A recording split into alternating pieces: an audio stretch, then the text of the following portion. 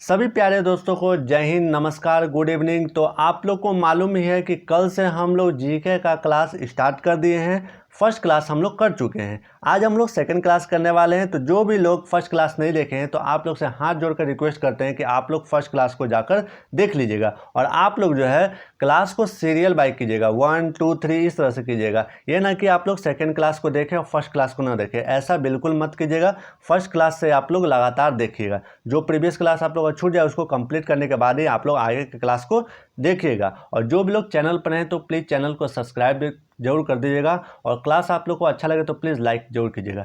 कोई प्रॉब्लम हो तो आप लोग हमारे टेलीग्राम ग्रुप में ज्वाइन हो सकते हैं, जिसका लिंक आपको नीचे डिस्क्रिप्शन में मिल जाएगा। वहाँ से आप लोग ज्वाइन हो जाइए। कोई डाउट हो तो आप हमसे पूछ सकते हैं। तो चलिए हम लोग आज का क्लास स्टार्ट करते हैं। आज हम लोग सेकेंड क्लास करने वाले हैं। कल हम लोग किए थे क्लासिकल डांस और आपके अंतर्राष्ट्रीय संगठन जैसे कि WHO और यूनाइटेड नेशन, इन सभी की स्थापना और हेडक्वार्टर के बारे में पढ़े थे कि क्या है। आज हम लोग 2-3 बाकी है, उसके बाद हम लोग नए टॉपिक पर चलेंगे। तो सबसे पहले है आज हम लोग पढ़ेंगे यूनेस्को। यूनेस्को जो है वो आपके लिए बहुत ज़्यादा इंपॉर्टेंट है एग्जाम के लिए। ये हर एक एग्जाम में पूछे जाते हैं यूनेस्को से क्वेश्चन।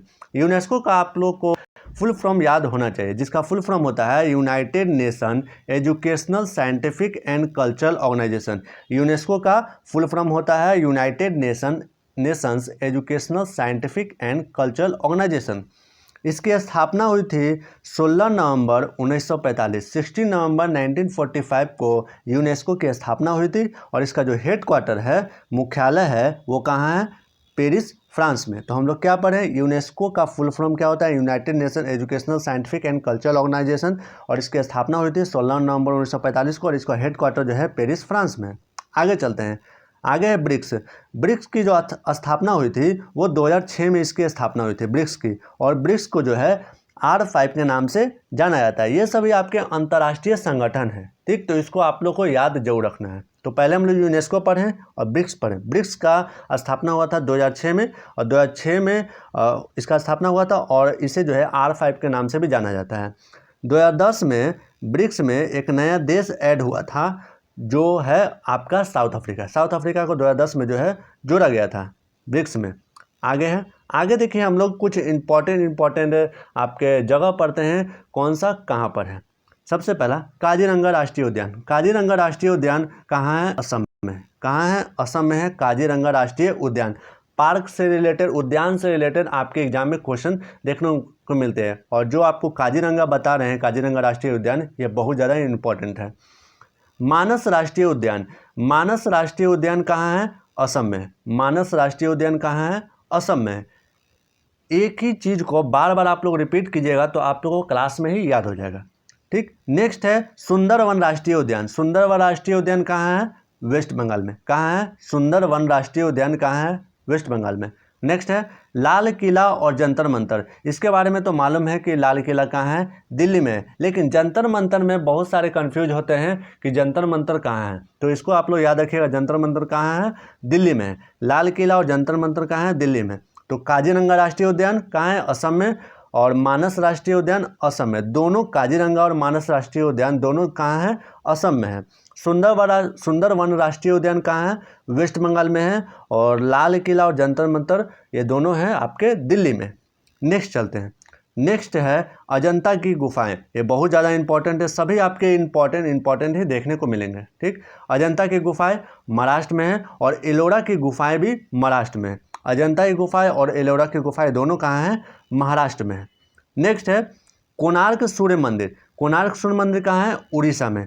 और चोल मंदिर तमिलनाडु में है। वैसे तो आप लोगों को मालूम है कि सबसे ज़्यादा जो मंदिर है वो आपके साउथ में ही देखने को आपको मिलेंगे। तो अजंता की गुफाएं महाराष्ट्र, एलोरा की गुफाएं ये दोनों महाराष्ट्र में है। कोणार्क सूर्य मंदिर उड़ीसा, चोल मंदिर तमिलनाडु, ठीक। नेक्स्ट है हुमायूं का मकबरा। हुमायूं का मकबरा कहाँ है? ये भी दिल्ली में है। रामप्पा मंदिर तेलंगाना। रामप्पा मंदिर तेलंगाना।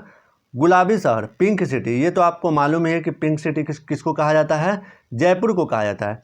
नालंदा विश्वविद्यालय बिहार में है। आप लोग को एक कमेंट करके जरूर बताना है कि बोध गया का महाबोधि मंदिर किस भारत के किस राज्य में स्थित है? किस राज्य में स्थित है और किस राज्य के किस शहर में स्थित है, ये आपको कमेंट करके बताना है। कौन सा? बोध गया। बोध गया के बताना है कि ये किस राज्य में स्थित है और किस राज्य के किस शहर में स्थित है, ये आपको बताना है। बोध गया कमेंट करके आपको जरूर बताना है इसके बारे में। तो हम लोग क्या पढ़े? हुमायूं का मकबरा दिल्ली, रमप्पा मंदिर तेलंगाना, गुलाबी शहर जयपुर और नालंदा विश्वविद्यालय बिहार, अजंता की गुफाएं महाराष्ट्र, एलोरा की गुफाएं महाराष्ट्र, कोणार्क सूर्य मंदिर उड़ीसा, चोल मंदिर तमिलनाडु। फिर काजीरंगा राष्ट्रीय उद्यान असम, मानस राष्ट्रीय उद्यान, सुंदरवन राष्ट्रीय उद्यान वेस्ट बंगाल, लाल किला और जंतर मंतर दिल्ली में। फिर हम लोग क्या पढ़े? ब्रिक्स के बारे में पढ़ें कि इसकी स्थापना जो है 2006 में हुई थी और इसको R5 के नाम से भी जाना जाता है। साउथ अफ्रीका को ब्रिक्स में जोड़ा गया 2010 को, ठीक। फिर उसके पहले पढ़े हम लोग यूनेस्को का फुल फॉर्म पढ़े United Nation Educational Scientific and Cultural Organization, और उसकी स्थापना हुई 16 नवंबर 1945 को। हेड क्वार्टर कहाँ है? फ्रांस, पेरिस फ्रांस में। तो इतनी सारे बात आप लोग को आज के क्लास में हम बताएं। आप लोग जितने भी बात बताएं आज के क्लास में, इन सभी को आप लोग को अच्छे तरीके से याद करना है, ठीक। क्या करना है? आपको याद करना है। बस केवल आपको क्लास देखने से नहीं होगा, याद करना है, क्योंकि आपके एग्ज़ाम अब होने वाले हैं। आप लोग को मालूम है फिजिकल आपका 1 मई से स्टार्ट हो जाएगा, तो एडमिट कार्ड भी आपका 15 के पहले या फिर बाद आपको कुछ दिनों में देखने को मिलेगा। तो आपके फिजिकल के तुरंत बाद आपको टाइम नहीं मिलेगा आपके रिटन एग्जाम के लिए, तो इसलिए समझिए कि आपके 1 से 1.5 महीना आपका एग्ज़ाम का बचा हुआ है। 1 महीना ही मान के चलिए आपके एग्ज़ाम का बचा हुआ है। और इसके बारे में हम आपको वीडियो बना कर बताएंगे कि आपको जो है 1 महीने में किस तरह से पढ़ाई करना है असम राइफल्स के लिए, कि आपका जो है एग्ज़ाम अच्छे तरीके से हो जाए। क्या क्या पढ़ना है, क्योंकि इसका कोई सिलेबस नहीं होता है। आपको मालूम ही है कि इसका कोई सिलेबस नहीं होता है, कहाँ से कैसे क्वेश्चन पूछ दिए जाते हैं पता नहीं चलता है। जो एग्ज़ाम दिए उनको मालूम है, जो नए नए हैं उनके लिए हम स्पेशल वीडियो बनाएंगे अच्छे तरीके से। बाकी हम आप लोग को क्लास जो करा रहे हैं बिल्कुल अच्छे तरीके से याद कीजिए। और आप लोग जीके जो है जरूरी नहीं है कि हम जो क्लास करा रहे हैं वही याद कीजिए, एक्स्ट्रा भी आप लोग जो है लुसेंट वगैरह बुक से आप लोग पढ़ते रहिए।